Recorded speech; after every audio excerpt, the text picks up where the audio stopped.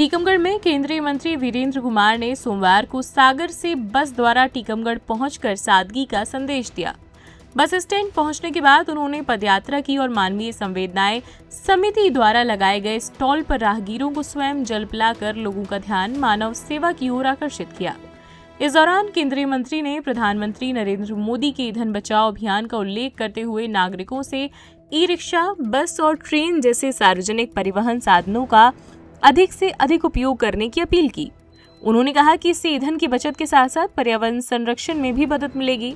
इसके बाद केंद्रीय मंत्री रिक्शा में सवार होकर शहर पहुंचे। शहर भ्रमण के दौरान उन्होंने कई स्थानों पर खराब सड़कों की स्थिति पर नाराजगी जताई। उन्होंने नगर पालिका सीएमओ ओमपाल सिंह को निर्देश देते हुए कहा कि सड़क निर्माण कार्य शीघ्र पूरा कराया जाए। इस पर सीएमओ ने केंद्रीय मंत्री को आश्वस्त किया कि बारिश शुरू होने से पहले सड़क निर्माण और मरम्मत कार्य पूरे कर दिए जाएंगे। केंद्रीय मंत्री के इस सादगीपूर्ण दौरे की शहर में व्यापक चर्चा हो रही है। देश के प्रधानमंत्री आदरणीय नरेंद्र मोदी जी के द्वारा जो समाज के हित में, देश के हित में वैश्विक स्तर पर जो घटनाक्रम घटित हो रहा है उसको दृष्टिगत रखते हुए जो आह्वान किया है कि हम पेट्रोल डीजल की खपत कम करें, हम एलपीजी की जो समस्या आ रही है आने वाले दिनों में और बढ़ सकती है, तो हम चाहे एलपीजी की ज़रूरत को पूरा करने की बात हो, चाहे पेट्रोल डीजल के उसमें कमी करने की बात हो, हम जब एक स्थान से दूसरे स्थान पर जाते हैं तो हम पब्लिक ट्रांसपोर्ट का हम उपयोग करें, हम शहर में ई रिक्शा का हम उपयोग करें, हम ट्रेन के माध्यम से एक स्थान से दूसरे स्थान पर पब्लिक ट्रांसपोर्ट के माध्यम से जाएं। और उनके द्वारा जो आह्वान किया गया ये उनके लिए या केवल कुछ लोगों के लिए नहीं, बल्कि देश हित में यह निर्णय उनके द्वारा लिया गया, समूचे देश से आह्वान किया गया कि भविष्य के खतरों से निपटने के लिए हम आज सजग हों। और जब इस तरह की पहल जनप्रतिनिधियों के द्वारा और हमारे प्रशासनिक अधिकारियों के द्वारा, अब प्रशासनिक अधिकारी कलेक्टर जाते हैं, एक ही कमरे में एक ही स्थान पर 4-5 अधिकारी साथ साथ रहते हैं, अलग अलग वाहन लेके जाते हैं। अगर एक कार में 4-5 अधिकारी एक साथ जाएंगे, एक साथ आएंगे, कितना सारा खर्च उसका बचता है।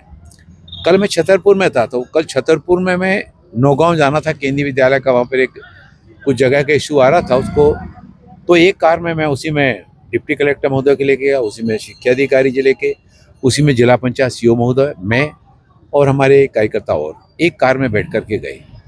फिर वहाँ से बस में बैठ कर आए। उसके बाद फिर पार्टी कार्यालय जाना था तो सर्किट हाउस से ई रिक्शा में बैठ के गए।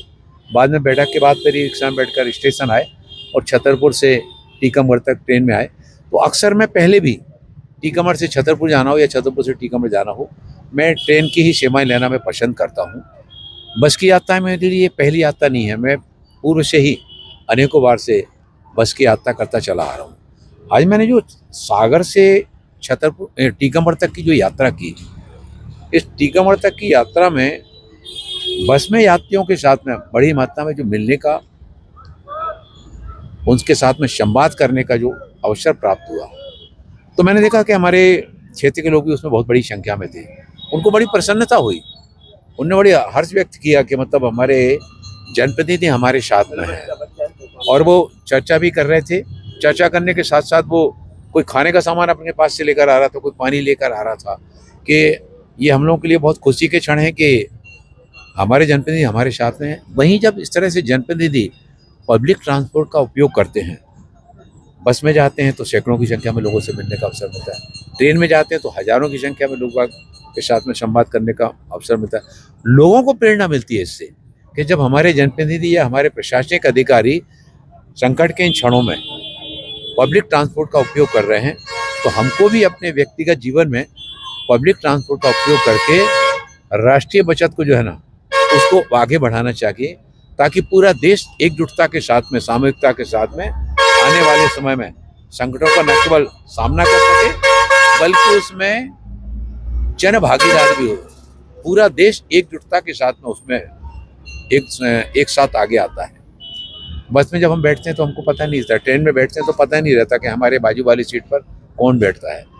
तो वो एक समरसता का संदेश भी जाता है, और समरसता के संदेश के साथ ही साथ हम सबको मिलकर अपने जनप्रतिनिधियों से और अपने अधिकारियों से उनके इस तरह की गई पहल से प्रेरणा लेकर हम सबको भी इस तरह के प्रयासों में अपना योगदान देना चाहिए।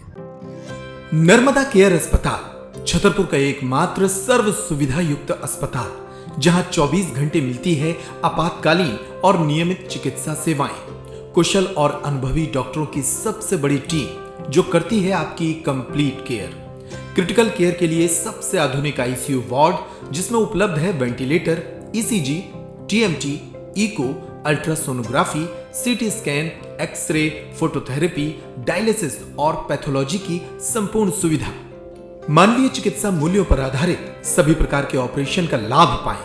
हृदय रोग, ब्रेन स्ट्रोक, पीलिया, मधुमेह, किडनी रोग, अस्थमा, डेंगू, मलेरिया के प्रभावी इलाज की सुविधा, पित्त की थैली यानी गाल ब्लैडर का ऑपरेशन, साथ ही endocrine surgery, gastro intestinal surgery सहित पेट और हड्डी से संबंधित सभी ऑपरेशन के लिए सबसे आधुनिक ओटी की सुविधा। हमारे महिला और प्रसूति विभाग में रखा जाता है जच्चा बच्चा का पूरा ध्यान। नर्मदा केयर अस्पताल में अब पाइए radiology, cosmetology, child care, dental care और मेडिसिन विभाग की आधुनिक इलाज सुविधाएं, हेल्थ इंश्योरेंस यानी कैशलेस इलाज की सुविधा। तो अपने मरीज की कंप्लीट केयर के लिए अब झांसी ग्वालियर क्यों भागना, जब सीमित शुल्क में नर्मदा केयर अस्पताल दे रहा है यह मौका आपके अपने छतरपुर में।